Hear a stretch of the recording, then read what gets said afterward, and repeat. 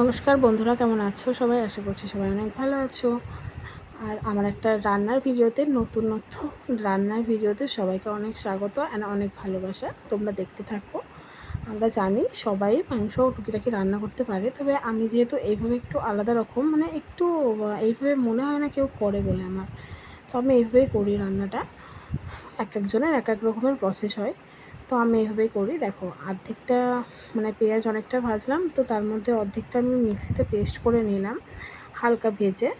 আর বাকি যেটা আছে সেটা একটু বেশি কড়া করে ভাজার পর মাংসটা দিয়ে দেব।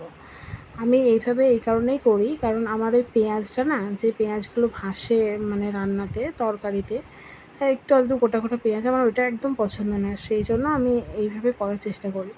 তো তারপরে দেখো মশলা টশলা মাখানোই ছিল, তো সেই রান্নাটাতে কিন্তু আমি এভাবে করি না, মানে পেঁয়াজ টেয়াজগুলো, এই যে কাঁচা পেঁয়াজ, এগুলো আমার পছন্দ হয় না বলে আমি করি না। তবে মা যেহেতু ম্যারিনেশন করে রেখে দিয়েছিলো, তো এইভাবেই করতে হলো। তবে খারাপ হয়নি, টেস্টটা সত্যি বলছি খুবই সুন্দর হয়েছিল খেতে।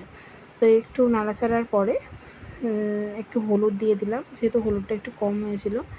তারপরে অবশ্যই তোমরা নুনটা দিও, নুনটা যেন স্কিপ করো না। তারপরে দিয়ে দিলাম কাশ্মীরি লঙ্কার গুঁড়ো, তারপরে ঢাকা দিয়ে একটু ফুটতে দিলাম। ফুটতে দেওয়ার পরে দেখি, ঢাকনা খুলে দেখি মানে জলটা এখনও অনেকটাই আছে, তবে আমি এখানে কোনো এক্সট্রা জল অ্যাড করিনি এখনও, এরপরে হয়তো করব। তারপরে দিয়ে দিলাম টক দই।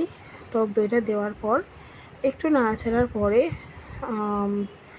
করলাম, পেঁয়াজের যে পেস্টটা আছে না, সেটা দিয়ে দিলাম। তো সেটা দিয়ে না কালারটা এত সুন্দর এসেছিলো, তোমাদেরকে বললে বিশ্বাস করবে না, যদি সামনে থেকে দেখতে তো বুঝতে পারতে, দারুণ একটা কালারটা এসেছিলো। তারপরে দেখো একটু জল দিয়ে আবার ফুটিয়ে নিলাম।